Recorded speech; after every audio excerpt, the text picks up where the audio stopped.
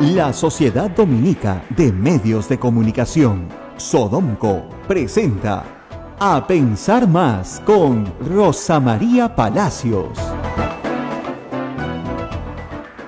8 en punto de la mañana, 8 de la mañana, señoras y señores, muy buenos días, bienvenidos a Pensar Más con Rosa María Palacios por las emisoras de Sodomco, Radio Santa Rosa en Lima, Radio Santo Domingo en Chimbote, Radio San Martín en Arequipa, Radio Veritas en el Cusco, Radio Cepago en Ucayali, Radio Quillabamba, La Convención, Radio Madre de Dios en Puerto Maldonado, que forman las emisoras de Sodomco, y también a nuestros amigos de Huánuco por Radio Huánuco, y La Voz del Pueblo por Radio Ayacucho, que ayer me llamaron que nos están escuchando en todo Ayacucho también. ¡Ay, qué bueno! Bueno, saludos a todos nuestros amigos ayacuchanos que se unen en esta transmisión.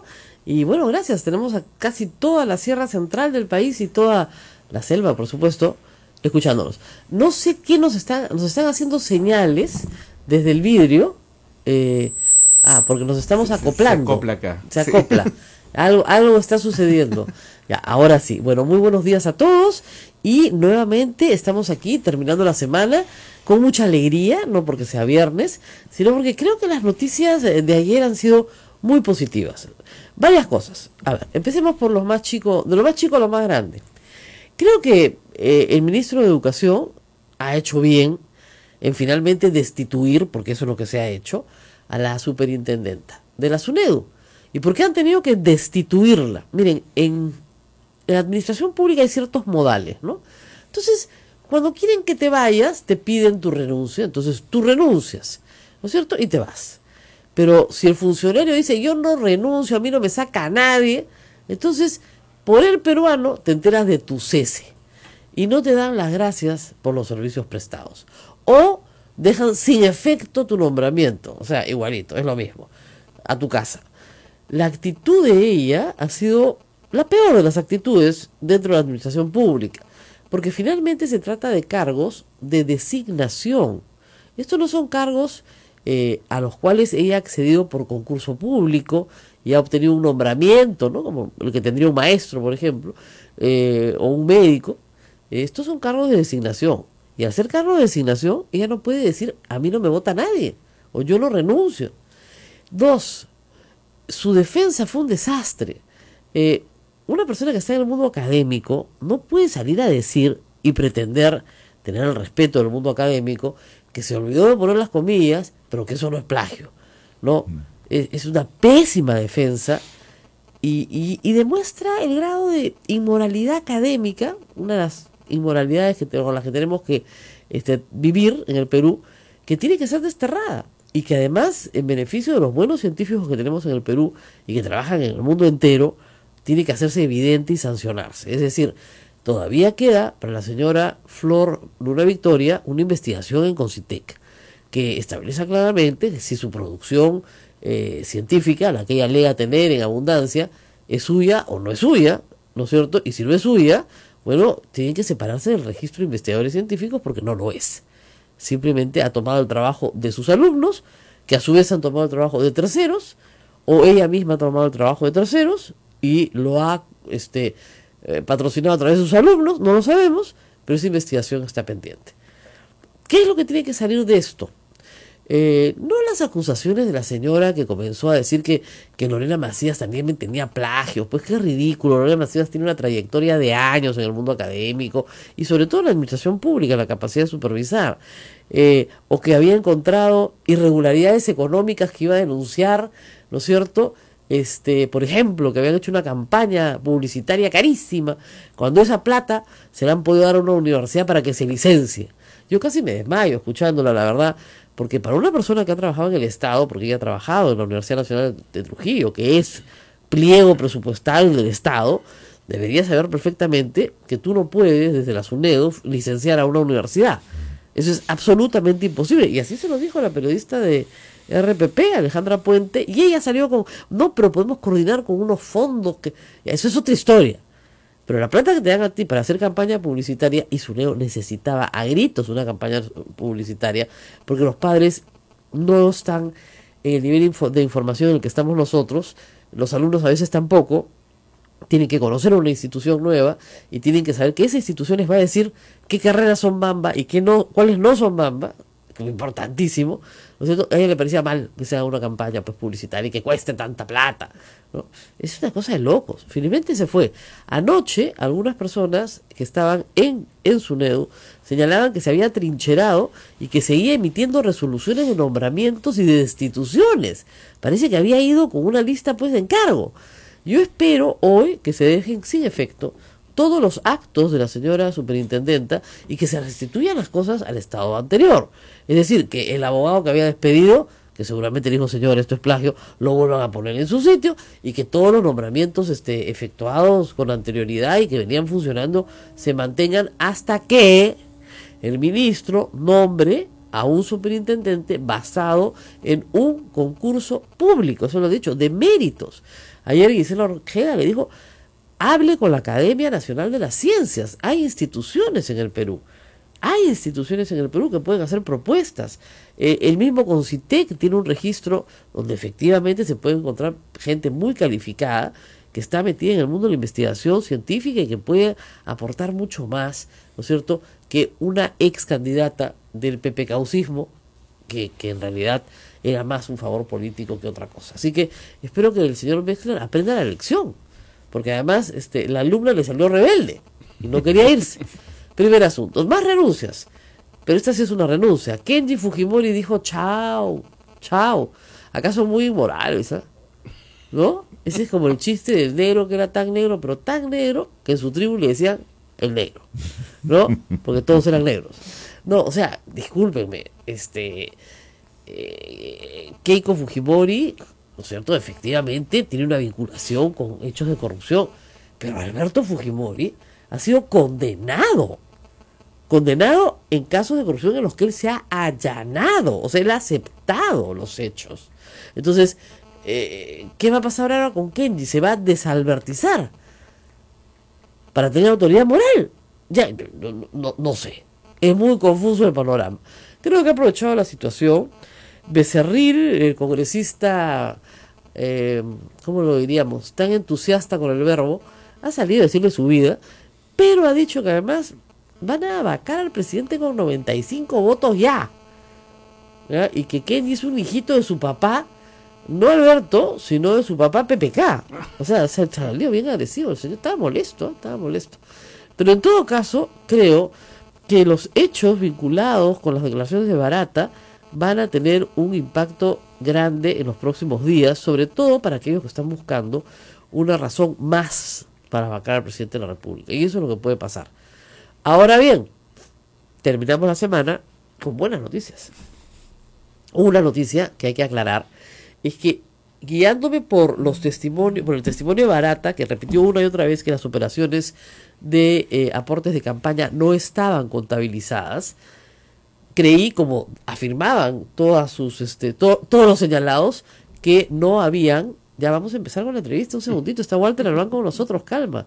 ¿Ya? Que no habían ninguna posibilidad de que se haya obtenido pruebas, es decir, era su palabra, básicamente, pero Barata ha ofrecido registros telefónicos. No son muy concluyentes, porque yo puedo tener un registro telefónico con una persona y el contenido de la conversación es otra cosa. Pero dice que también tiene correos electrónicos.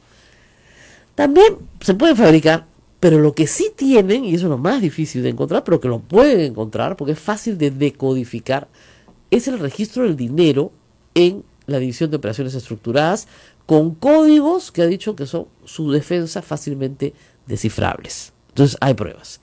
Y la otra cosa es que ha hablado Roque Benavides ayer, y yo me alegro mucho de que lo haya hecho, para contar lo que verdaderamente pasó en la campaña del 2011.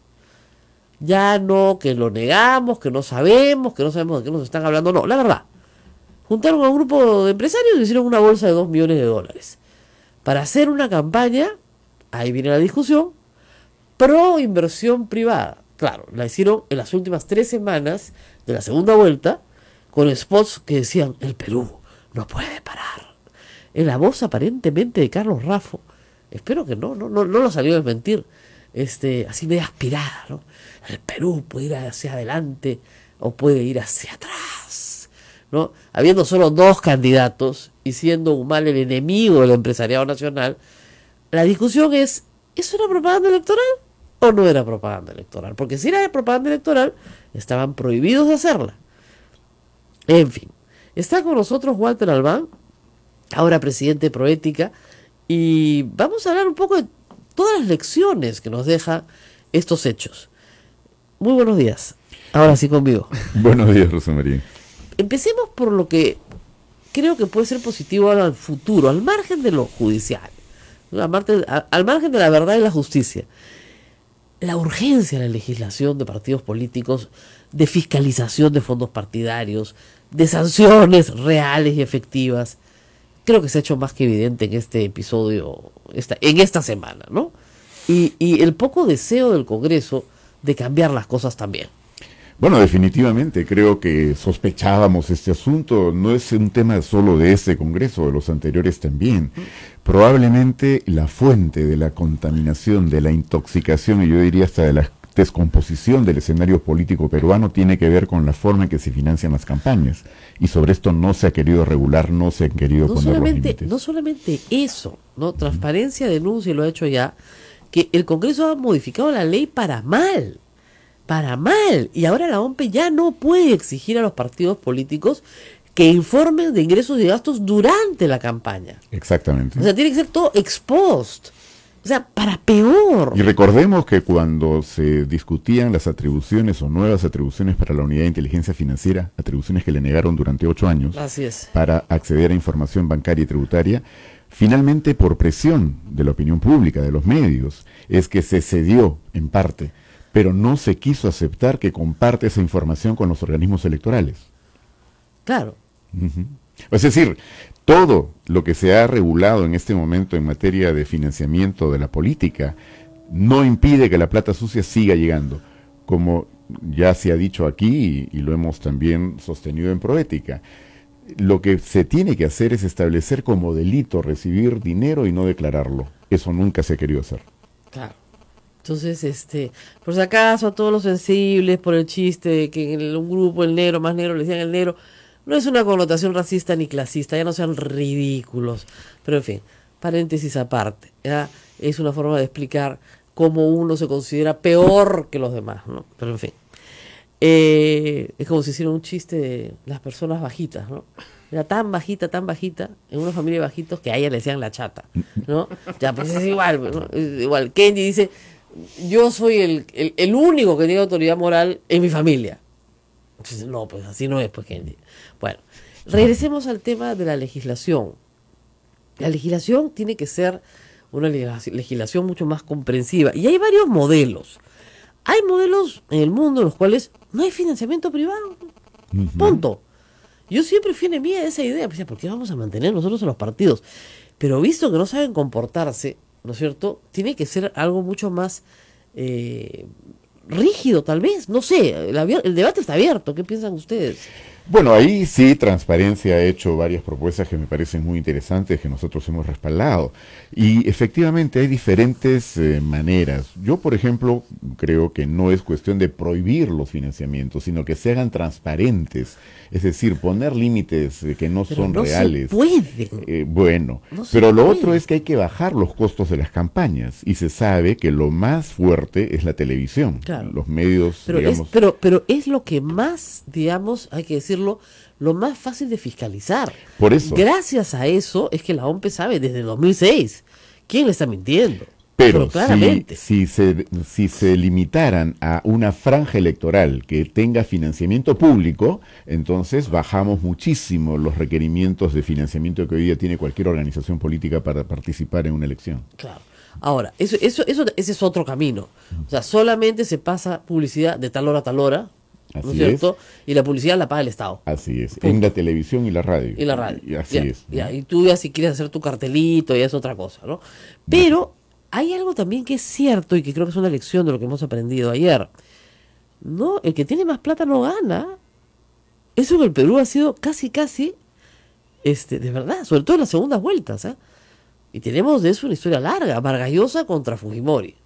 Digamos, más plata tenía Vargas Llosa. No sé, Alfonso Barrantes no tenía un cobre y ganó la alcaldía de Lima contra gente con mucho más dinero, con campañas mucho más fuertes. Ollantumala le ganó a Keiko Fujimori y es evidente que Keiko Fujimori tenía más dinero, ¿no es cierto? Si Alan García le ganó a Fujimori, no sé muy bien cómo, perdón, Alan García le ganó más bien a Ollantumala, ahí sí creo que iban parejos, pero en todo caso, o sea, no es la mayor cantidad de plata la que hace que ganes o pierdas. No es lo determinante, pero lo que es muy malo es que si la plata tiene origen sucio, viene de la corrupción, viene en el Perú además de mucha actividad ilegal, del narcotráfico, del lavado de activos, tráfico de inmuebles, etcétera. Bueno, entonces estamos contaminando permanentemente la política y llegan entonces ya no solo con sobornos, sino llegan a ocupar los puestos de autoridad, claro, ¿no es cierto? En alcaldías, en gobiernos regionales, en el Congreso y en cuantos otros claro, instituciones del ese Estado. es uno de los ángulos, es decir, no podemos permitir que actividad criminal coopte la política. Entonces la respuesta es, pero doctor, no los cooptan, los criminales son ellos. Más bien es al revés, pero en fin. Por la cantidad, discúlpeme, de gente procesada que tenemos después de cada gobierno, ¿ya? Pero por otro lado, tampoco podemos permitir, ¿no es cierto?, que no se sepa la verdad. Entonces yo saludo mucho lo de la Confiepa ayer porque por lo menos sabemos la verdad. ¿Cómo hacemos para que la verdad se sepa si te meten plata en un maletín? Te meten plata en un maletín. Y por más que la OMP dice, bueno, ¿dónde está la factura de esto? No hay, ¿no? No hay. Ayer le han preguntado a Roque Benavides, ¿nos puede dar los nombres de las empresas? Y ha dicho que eventualmente los dará si la Fiscalía los pregunta, pero ahí ya no pudo ir más allá.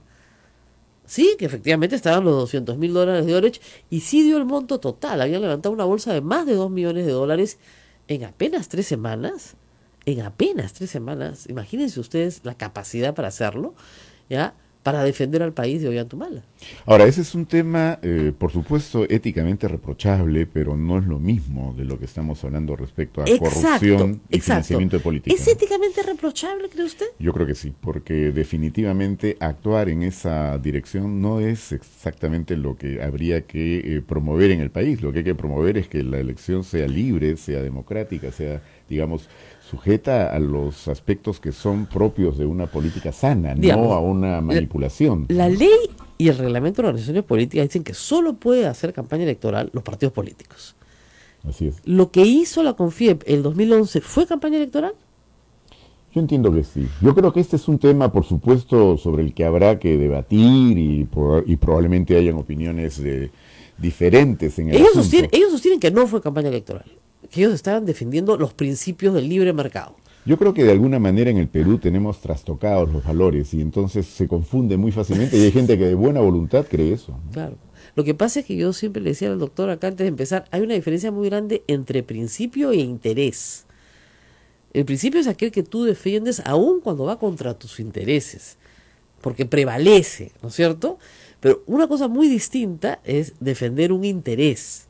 Eso me parece clave. Creo que efectivamente esta confusión entre interés, ¿no?, y principio es enorme y por tanto se producen una serie de hechos una cosa es que no encuentran otra explicación. Digamos, tú decías, voy a defender la democracia, no me importa el resultado de la elección. Vamos a defender que hayan elecciones libres. Eso es un principio.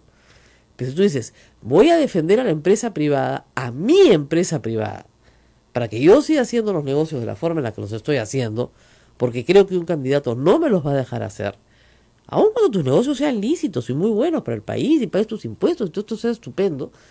Y miren, yo soy una ferviente creyente libre mercado, ¿no? No estás defendiendo un principio, estás defendiendo tu interés. Y son dos cosas muy diferentes. Y cuando eso se confunde, quienes actúan creen que están haciendo algo muy correcto, ¿no es cierto? Bien. Dicen que el camino al infierno está empedrado de buenas intenciones y de esto hay mucho en el país. Eso es uno de los problemas más graves éticos que hay. Sin duda. La confusión entre el bien y el mal. O sea, es la autopercepción de que estás haciendo el bien cuando estás haciendo el mal. Una conciencia bien formada incluso tiene muchas dificultades. Y una de las cosas que me decía un profesor de ética, el problema no es elegir entre el bien y el mal. El problema es elegir entre el mal y el mal, ¿no?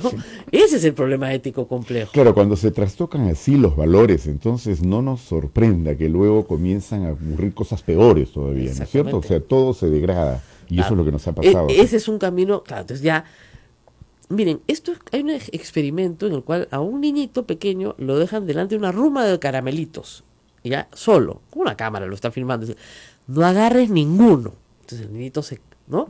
Entonces agarra uno de abajito para que no se note, ¿no? Claro, pues se lo come. Agarra uno del costadito para que no se... Claro, a la media hora se ha comido la mitad de la ruma, ¿no? ¿Y qué pasó? No sé.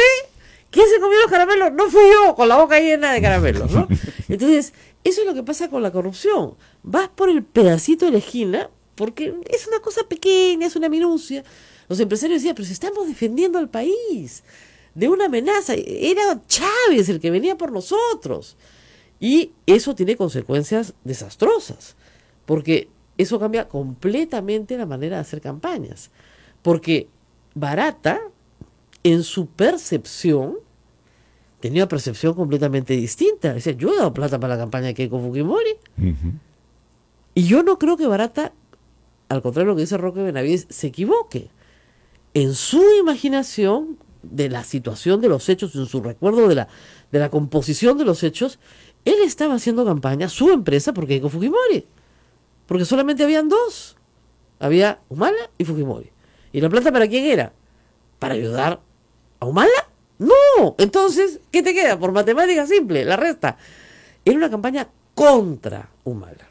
No a favor de Fujimori, pero Fujimori ganaba por descarte. Y eso es éticamente, como tú dices, reprobable. No es delito porque no está en la ley de partidos políticos. ¿Se dan cuenta? Por eso toda la legislación sobre participación política, organizaciones políticas, tiene que ser revisada y ojalá que esta sea una oportunidad para que por fin avancemos. Ahora, hay otros, eso, ojo, ¿no? hay otros lobbies, no solamente lobbies de carácter, digamos, de carácter económico. El día de mañana, por ejemplo, puede haber un lobby en una campaña de los grupos evangélicos diciendo que no se puede enseñar educación sexual en los colegios. Y ponen muchísima plata para eso. ¿Ya? No es parte de la campaña, no es parte de una organización, pero van a favorecer a la organización que ellos indiquen como la que se pone de acuerdo con su digamos, plataforma. Y lo vemos, Rosa María, hay lobbies también, por ejemplo, por el tema de las universidades. Exacto. O por lo que toca a la reforma educativa, los cambios que se habían venido produciendo. Hay quienes han financiado campañas para poder conseguir que toda una política contra la minería ilegal desaparezca.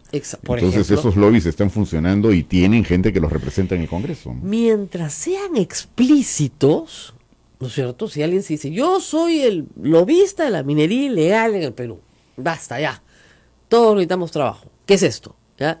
Mientras sea explícito y permanente en el tiempo, yo creo que no habría problema. El problema es cuando surgen para campaña, para meterse en la campaña y organizar en la campaña los intereses de ese grupo, poniendo plata para que el candidato responda a esos intereses. Pero normalmente no son explícitos, pues, Rosa No María. son, o sea, pues. van bajo otras banderas.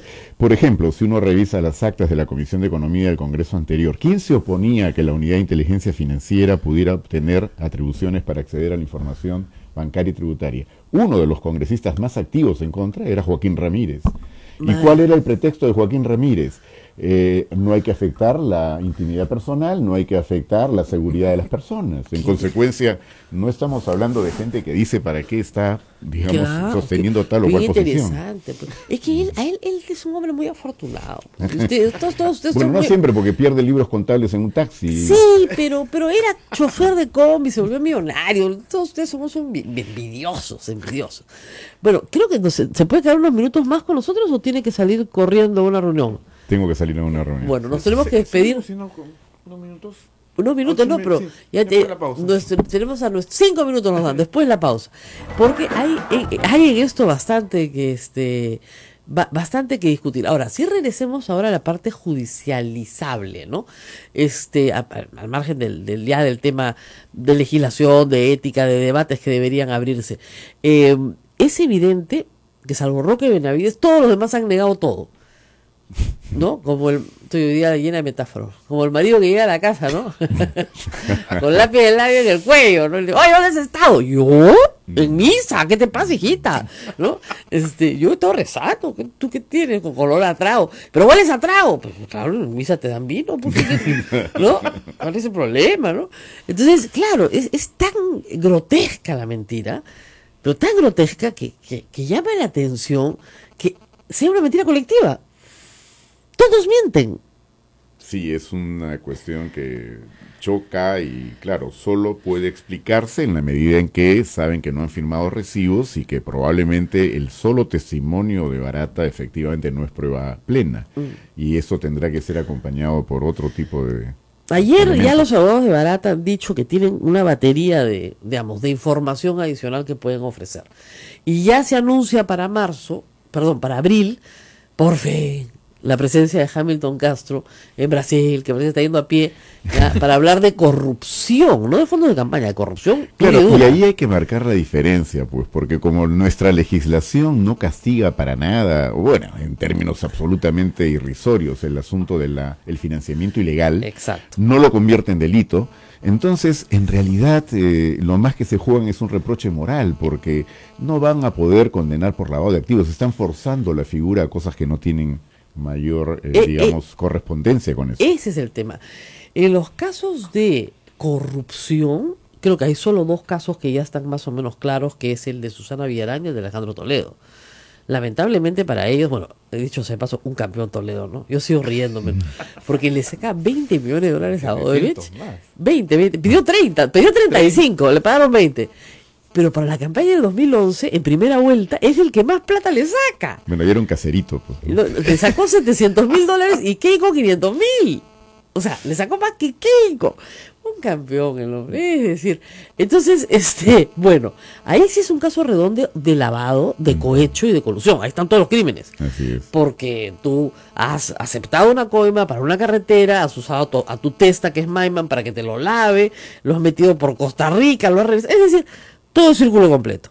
En el caso de Susana Villarán, como yo siempre digo, yo no creo que ella se haya beneficiado directamente en un centavo, pero permitió, y el tipo penal así es clarísimo, recibir un donativo de un proveedor de la municipalidad durante su gestión. Claro, eso es una situación distinta. Ese es un cohecho. Entonces, lamentablemente será pasivo, será por negligencia, y hay otros alrededor de ella, por supuesto, más abajo, que sí tienen responsabilidad. Esos son los dos casos más sólidos en materia de corrupción, aparte del de Moreno, en fin, lo de Cusco con Acurio, hay varios presidentes regionales en la mira. Pero no hay mucho más, y eso llama muchísimo la atención e indigna. Es decir, que del gobierno de García no haya más que una banda del MTC, de viceministro para abajo, presa, además, presa hace un año, ¿ah? Un año presa, había cumplido sus 18 meses, ahorita los convierten en 36, siguen presos, mudos, pero presos, ¿ya? Y los suman a presos por donaciones de campaña, no por corrupción. Entonces, ¿qué? Y una precisión, Sí. Rosa María, cuando yo decía que, digamos, el financiamiento de campaña muy difícil que configure el lavado de Muy activos, difícil. no digo que sea imposible, No. porque depende de quién financia. Me parece que en el caso de Odebrecht, ¿no es cierto? La Claro. entrega es allí donde creo que es poco probable que eso se pueda, Así es. digamos, concretar. Pero en el caso de corrupción, ¿no es cierto? Y lo que viene ahora con las declaraciones a Hamilton Castro, yo creo que la situación es distinta. Recordemos que Barata ha declarado como testigo en estas primeras declaraciones por lavado de activos, pero ahora sí tendría que declarar como colaborador eficaz. Y eso lo compromete a mucho, digamos, a mucho Detalles. a mucho más detalles. Y yo no creo que esas declaraciones se queden en lo que hasta ahora hemos podido conocer. Esto va a ir mucho más allá. Claro. En el caso de Maiman, digamos, que también es colaborador eficaz o aspirante a, Así es. su información ha sido valiosísima porque da toda la ruta del dinero. Ujú. Usted tiene las cuentas, cómo entran, dónde salen, etcétera. Entonces, la combinación de los dos testimonios se corrobora. Entonces, eso está más o menos redondo. Lo que es increíble es que no puedan extraditar en un año a Alejandro Toledo, con un caso absolutamente redondo. Pero en los otros casos, digamos, efectivamente, para que haya lavado de activos, y lo explico todo el tiempo, tienen que haber unos presupuestos en el tipo penal. O sea, si yo le regalo plata al señor Albán y resulta que yo mañana soy, ¿no es cierto?, la jefa del cartel, ¿no?, del río Rímac, ¿ya? el señor Albán no tiene por qué saber hoy que yo soy la jefa del cartel del río Rímac, ¿no? Si trabajo en un convento. Es decir, oiga, señor, yo la conocí en un convento. Entonces, Odebrecht, imagínense, Barata contesta en una de las preguntas, ¿no? Pero ¿los Humala sabían que era de procedencia ilícita? No, éramos una empresa muy respetable. Claro, es Es su insólito imaginación, pensar ¿no? que Odebrecht iba a contarles a cada uno de sus beneficiarios de que esto venía de una caja especial que tenían estructurada. O sea, es absurdo, eso no. Nosotros las coimas las guardamos acá, ¿no? Claro. Esta es nuestra cajita para las coimas, de acá sale, ¿no? Entonces, sí, pues, eso es una cosa de locos, ¿no? Entonces, primero tienes que probar que sabías. Segundo, tienes que probar que sea el origen absolutamente ilícito. Y eso también es difícil de probar. Y en tercer lugar, tienes que probar ¿Cuál es el propósito? El propósito, que hay un nexo causal que hace que tú vayas a devolverle que tú eres testa, que estás guardando, ocultando para otro propósito dentro de la organización criminal. Y ahí sí se caen todos los casos porque nadie devuelve, pues. No, además esto no está orientado a pasar, digamos, por un filtro para luego de blanquear el dinero, devolvérselo a quien es el propietario original. Esto más bien estaba destinado a las campañas. Así y claro, algunas cosas habrán ido a campaña, otras de repente al bolsillo, pero es un tema ya entre el donante y quien recibió. Exactamente. Entonces, eso se puede caer, pero no lo otro. Y lo otro sí va a ser muy interesante porque ahí sí el Código Penal entra con todo y aplica y sabremos qué más hay, ¿no es cierto? Sin duda. Porque no es entendible, ¿no es cierto?, que se coimee a un viceministro de comunicaciones, ni siquiera de transportes, que tiene además una estructura debajo, no encima, cuando la resolución la saca el ministro y el presidente de la República. ¿No es cierto? Definitivamente. Eso no tiene ni pies ni cabeza, ni en la imaginación de Barata. Entonces Barata va a tener que contar la verdad. Evidentemente no ha querido contarla toda. Eso es, la está contando por partes, ¿no? Ahora, siempre un testigo o un colaborador eficaz, si no corrobora, no hay. De acuerdo, pero a lo que yo No hay voy es nada. que Barata hasta el momento no ha declarado todo por razones lógicas. Él todavía es un aspirante a colaborador eficaz. Claro. Y recordemos que en algún momento, cuando estaba comenzando a declarar, salieron denuncias contra él para procesarlo y por tanto Sí. esto... La misma fiscalía lo neutralizó. Así es, esto lo condujo Hamilton entonces... Castro y Juárez Atoche lo neutralizaron. Entonces el señor se quedó un año mudo. Hemos perdido un año, eso hay que recordarlo. Yo creo que es parte de nuestra debilidad institucional, lo que explica también el asunto de Toledo, pero lo que sí me parece que es importante destacar ahora es que ha habido capacidad de recuperación. Yo creo que el Ministerio Público, mal que bien, está comenzando a hacer mejor su trabajo, y lo importante también sería que en el Poder Judicial puedan prepararse para Lo que pasa viene. lo que pasa es que si tú basta con que tengas uno o dos fiscales que destaquen para que el resto no pueda quedar mal, pues. Claro. Se nota, pues. Recordemos lo que pasó con Se Joaquín Ramírez. Archivaron la Así es. investigación, una cosa insólita. Y cuando eso se rectifica y se reabre la investigación, sale Keiko Fujimori con toda la plana de congresistas a amenazar al fiscal, cuestión que han querido llevar adelante hasta ahora último. El Consejo Nacional de Magistratura ya archivó la acusación, el Congreso no está, pero ese fue un punto de quiebre positivo para la Fiscalía, porque ahí decidieron ponerse las pilas Así y es. comenzar a operar. Ahora sí lo tenemos que dejar ir porque tiene un desayuno muy importante. Nosotros vamos a la pausa y volvemos. Muchas gracias. Sodomco, Sociedad Dominica de Medios de Comunicación. 8 de la mañana con 37 minutos, estamos en A Pensar Más con Rosa María Palacios a través de las emisoras de Sodonco. Nos están escuchando en Chimbote a través de RSD, Radio Santo Domingo en Arequipa, a través de Radio San Martín en Cusco, a través de Radio Veritas en Ucayali, a través de Radio Cepagua en La Convención, con Radio Quillabamba en Puerto Maldonado, Radio Madre de Dios. Estas son las emisoras de Sodonco y muchas gracias por los que nos escuchan. Bueno, en ya vienen las Huánuco elecciones. y Ayacucho. Huánuco y Ayacucho. Ya vienen las elecciones, ojo, regionales en octubre. Ojo, mucho ojo a este tema, el financiamiento de estas campañas. Recuerden ustedes, a todos nuestros amigos en todo el país, qué clase de dirigentes han escogido. En un momento teníamos 5 gobernadores o presos o con orden de captura. Entonces, miren bien quién les pone la plata, de dónde sale la plata, contra qué les ponen la plata, quién se lleva el vuelto de la plata. Esa es otra sinvergüencería completa, pero en fin. De eso vive mucha gente. Qué barbaridad. Pero en fin, hay alguna persona acá que me ha hecho una pregunta interesante, porque probablemente por desconocimiento, ¿no? Dice lo siguiente: sobre lo dicho ayer por Roque Benavides respecto a la bolsa con dinero de Odebrecht y de otros, ¿no? Para publicidad en campaña, el contenido es clave. Dos preguntas: ¿cuáles son esas publicidades? Y al emitirse dejaron claro que era de ellos.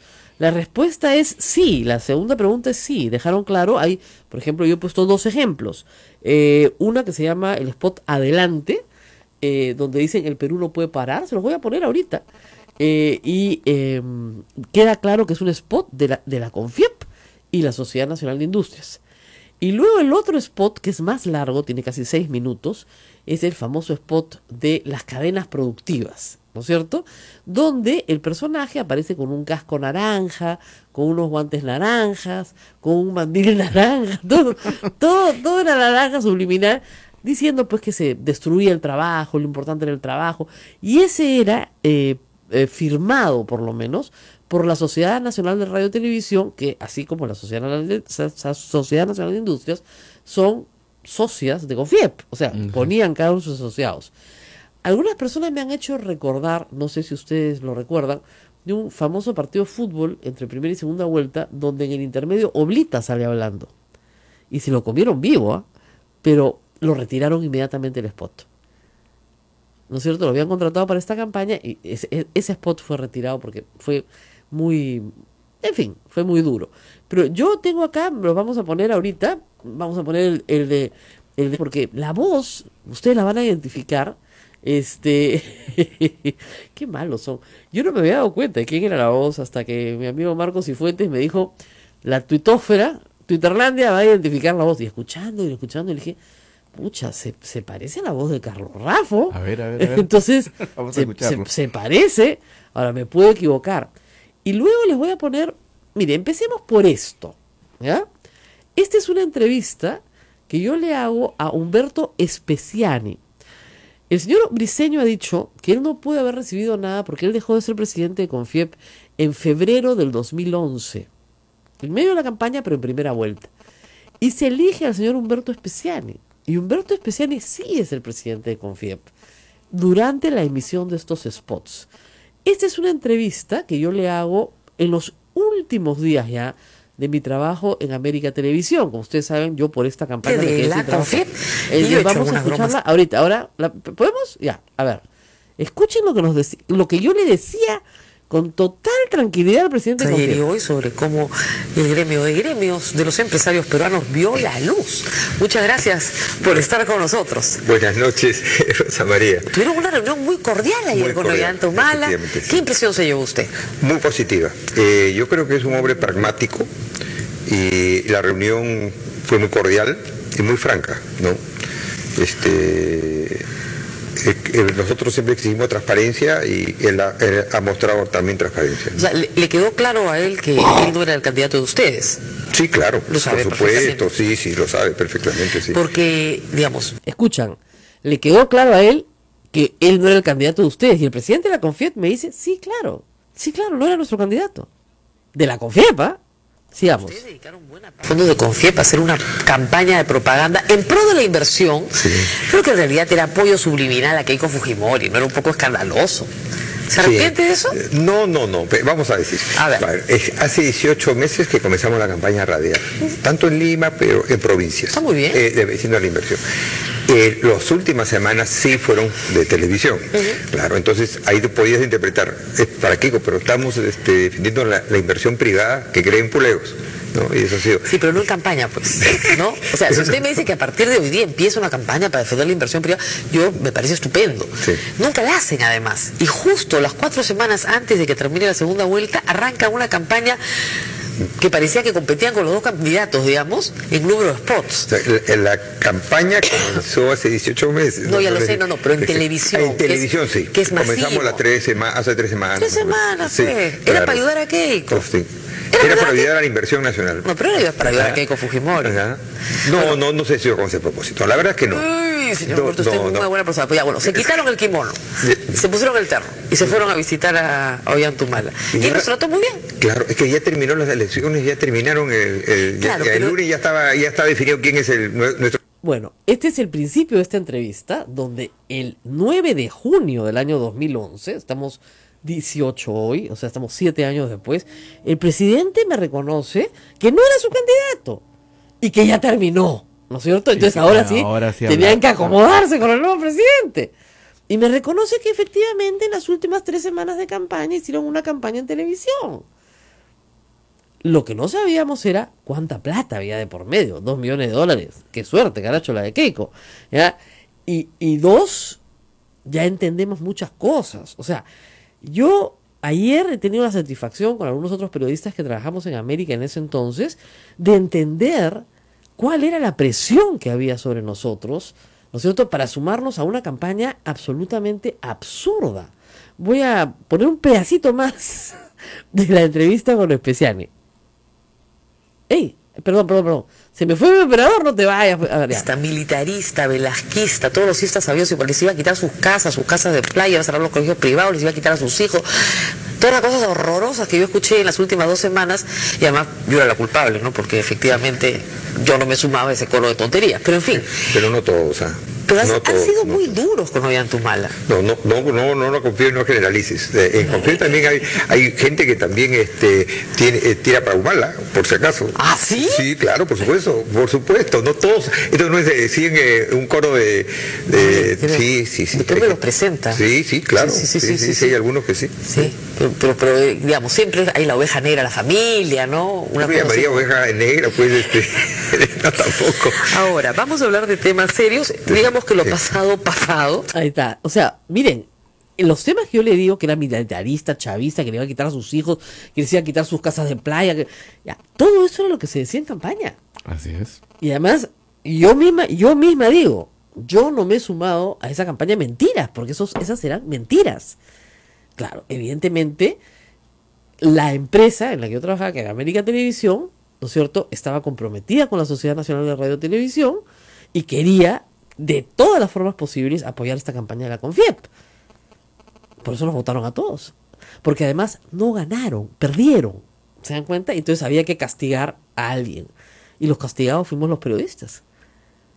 Laura Puertas, Patricia Montero en primer lugar, ya desde Semana Santa. Entonces, hoy ya se sabe cuáles fueron las órdenes del directorio de América Televisión. Dicho sea de paso, y hay que decirlo, América Televisión es de propiedad en un 70% del Grupo del Comercio y en un 30% de la República. La gente de la República obviamente se opuso a que nos votaran, ¿no es cierto?, por defender nuestro trabajo, pero el 70% mandó, ¿no? Y claro, ese era una decisión tomada para hacerle ver a todo el periodismo peruano que si tú no te alineas con los intereses del dueño, para afuera. O sea, a mí no me van a contar esta historia porque yo la viví. Lo que no sabíamos era el monto. Yo nunca me imaginé que esta torta publicitaria de $2 millones hubiera sido tan atractiva, porque efectivamente los canales todos querían morder de ahí. Y si sus periodistas no estaban a disposición de decir mentiras, porque lo que querían era que dijeras mentiras, entonces simple y llanamente no servías.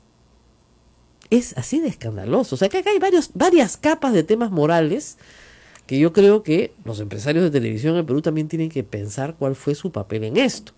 Y a los que están pidiendo así... El spot. Hay varios, Hay varios. Vamos a escuchar primero el de Carlos Raffo. No es Carlos Raffo, no seamos malos. Pero una voz que se parece mucho a la de Carlos Raffo cuando la imposta, porque él en sus comerciales pues la imposta un poquito, ¿no? La pone así en un tono así dramático, ¿no?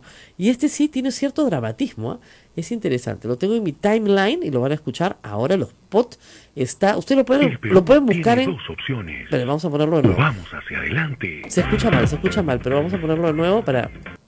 dura 26 segundos y tiene sobre todo la voz de Carlos Raffo y imágenes de empresa y qué sé yo. A ver, ahora sí. El Perú tiene 2 opciones. O vamos hacia adelante.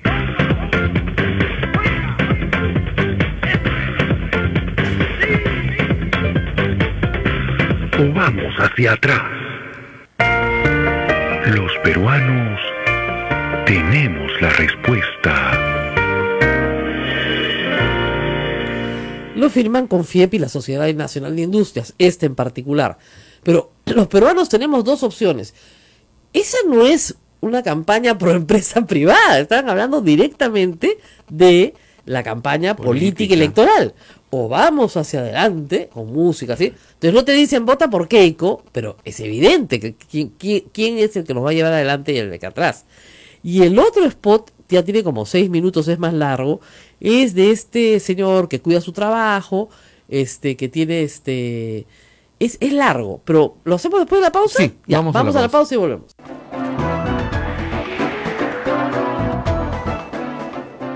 Sodomco, Sociedad Dominica de Medios de Comunicación. 8 de la mañana con 51 minutos, usted está en A Pensar Más. Ahí estamos escuchando Sí, Rosa María. algo, pero vamos a cuadrarlo bonito. Miren, este spot de la Sociedad Nacional de Radio y Televisión dura 5 minutos 16, es un poco largo. Lo que tiene de curioso, no solamente es el mensaje, ¿no?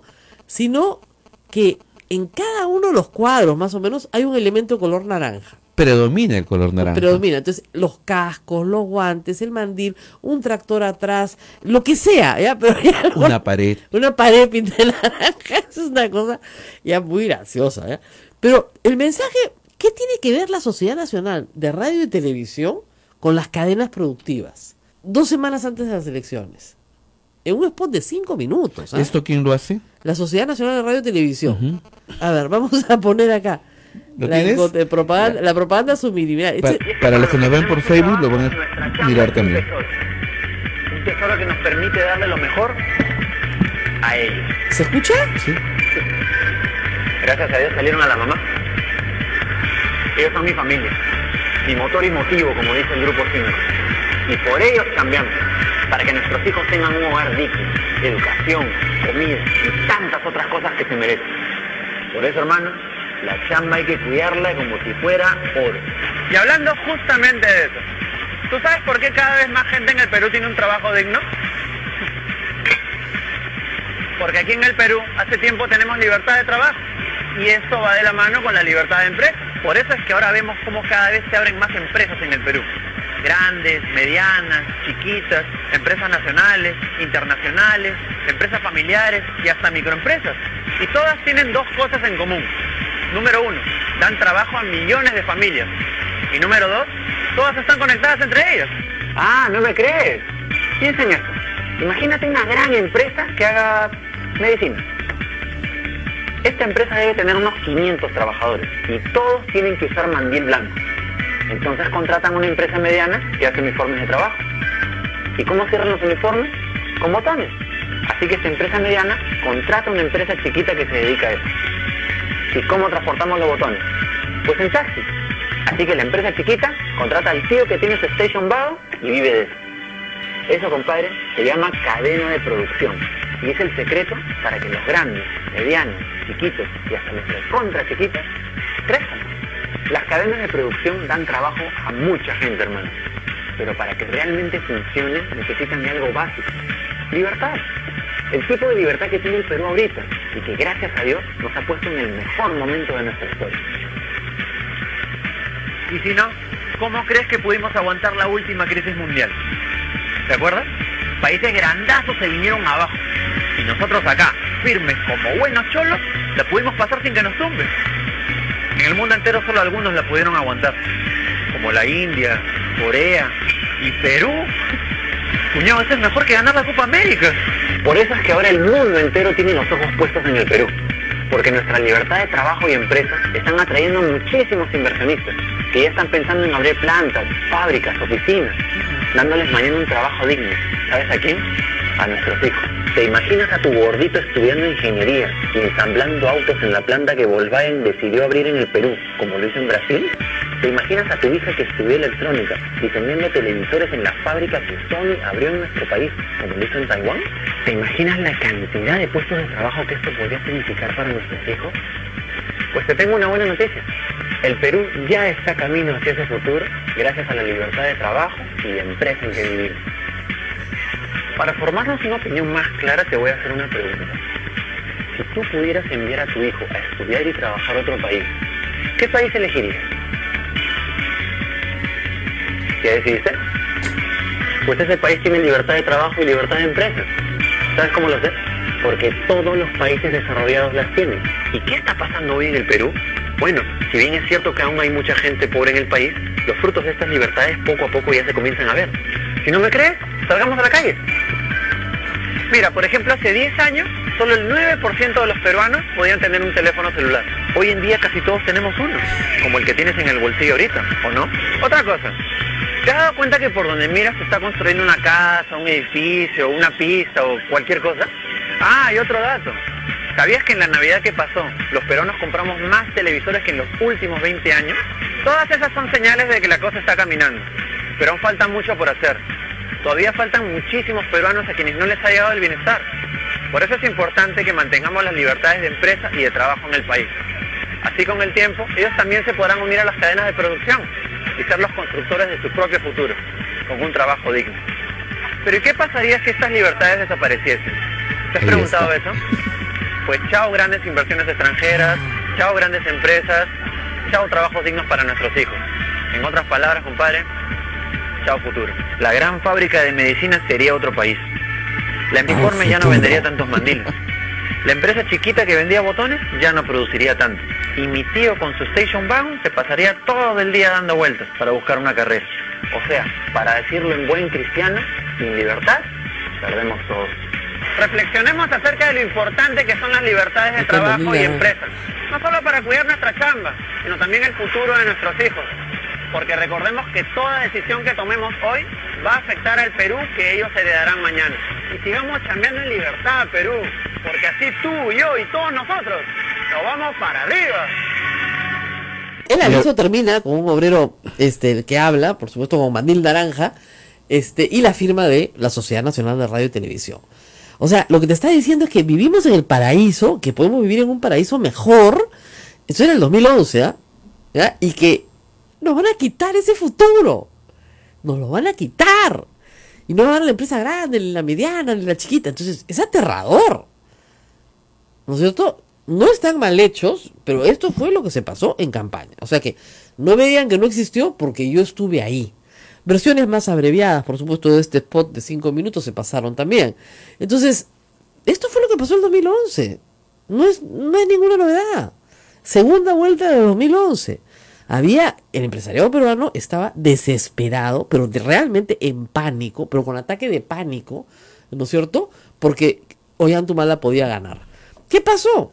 Ollantumala ganó, no hizo nada de lo que dijo con la gran transformación, sino se comprometió con la hoja de ruta, y finalmente la Confiep siempre lo dio. El empresariado peruano lo dio siempre. Y ahora está preso. Se peleó con todos. ¿Hizo un mal gobierno? Sí, en muchas cosas hizo un mal gobierno, y en otras, como en todos, hizo algunas buenas cosas. Probablemente, como dicen siempre, sus ministros fueron mejores que él. Pero, digamos, esto fue lo que pasó. Y yo repito, yo le agradezco a Roque Benavides que haya contado la historia, porque si no lo hubiera contado, estaríamos de nuevo discutiendo que esto nunca pasó. Y nosotros los que estuvimos ahí estaríamos considerados pues unos loquitos que se están imaginando cosas. Esto pasó en el Perú. Y con esto Roque Benavides está confirmando que lo que ha dicho Barata o lo que dice Barata es verdad. Es verdad. En la cabeza de Barata, él estaba dando $200,000 para ayudar a Keiko Fujimori. Claro. En la cabeza de Roque Benavides estaban haciendo una campaña para promover la inversión privada. Y en la cabeza de la gran mayoría de gente, si habían dos candidatos y favorecían a uno y denigraban al otro, estaban haciendo campaña, ¿no es cierto? Así eso es así de claro. Esto es complicado, ¿no? O sea, en fin, vamos a verlo. Me hacen más preguntas, vamos a tratar de contestar algunas. Muchas gracias por toda la gente que me dice que lo escucha en algún momento del día este programa. Ya, Gracias por todos los que comparten el programa. Así es. La gente me propone cosas graciosas. Tengo una pregunta. ¿Por qué no hay cambiadores de bebé en los baños de hombre? ¿Qué? En los baños de hombre, se ríen, ahí al toque se da cuenta. Cuando ¿qué? Dice, a ver, sí. ¿Cómo se nota que está perdido? A ver, cuando tú entras a un baño de mujeres, ¿no es cierto? Públicos, en los aeropuertos, establecimientos de mucha atención, y los modernos sobre todo, siempre hay una tablita que tú bajas para cambiar al bebé. ¿Ya? ¿Por qué no hay en los baños de hombres una tablita para cambiar al bebé? ¿Estamos condenadas las mujeres a cambiar al bebé? ¿El papá no puede cambiar al bebé? Muy bien, Filschemann se llama la cuenta. Nunca lo había pensado. Tienes toda la razón. Es Guayameya, creo que es una señora, Carbonella que me escribe. Tienes toda la razón. A partir de este momento, tablitas para cambiar bebés en los baños de hombres. Hoy es viernes. Hoy es viernes, nos tenemos que ir, señor de la justicia. No tenemos mucho tiempo, pero tenemos mucho por contar el lunes, ¿no? El lunes empezamos la Semana Internacional de la Mujer. Muy bien. Justamente para buen empiece. Sí. Hay que poner en los baños de hombres, ¿no es cierto?, los cambiadores de bebé, a ver si aprenden a cambiar a sus hijos. José Alejandro Boy nos dice, el spot de Oblitas salió por el tema del óvulo minero, lo que además hubo en la campaña de 2011, me confundí, es un spot de una empresa de productos de belleza a sus impulsadores, también en tonos naranjas. Bueno, yo le pido a todos los tuiteros que los spots que encuentren los vayan mandando. Yo solamente he encontrado estos dos, pero claro, como ustedes saben, yo trabajo sola, no tengo un equipo y estoy segura que hay muchos más. Naila llora, ¿sí? No tengo un equipo. Naila pues con las justas pues conmigo, ¿ya? Y Eduardo está en los controles, Abel conmigo acá en la cabina, y necesitamos ayuda, así que se las pedimos. Si pueden ustedes mandarme más spots al Twitter, yo encantada los coloco. Y después podemos hacer una composición en el Facebook de Santa Rosa y decir, estos son todos los spots que se emitieron entre la primera y la segunda vuelta del 2011, pagados por el empresariado peruano para que no gane Ollantaytamala. ¿Eso es lícito? Sí, no hay ilicitud, no hay delito. Es moralmente ético, de verdad. Es una conducta ética. La ley de partidos políticos dice que campaña solo hacen los partidos políticos. Ellos dicen que no es campaña. Sí es campaña, pues. Increíble. Y a pesar de toda esa plata, porque fíjense, le puede haber dado al Partido de los Trabajadores $3 millones a Humala, pero a Keiko, entre los 2 millones que les estaba poniendo la Confiep y el millón que le pone Odebrecht, ahí van 3 también. Así se mueve la plata en estas campañas, es la locura. Esto tiene que acabar. Nos vamos, Rosa María. Tenemos la misa del Señor de la Justicia. Eso. Muchísimas gracias a todos los que nos han escuchado. Hasta aquí. A Pensar Más con Rosa María Palacios. Este programa fue producido por la Sociedad Dominica de Medios de Comunicación, Sodomco.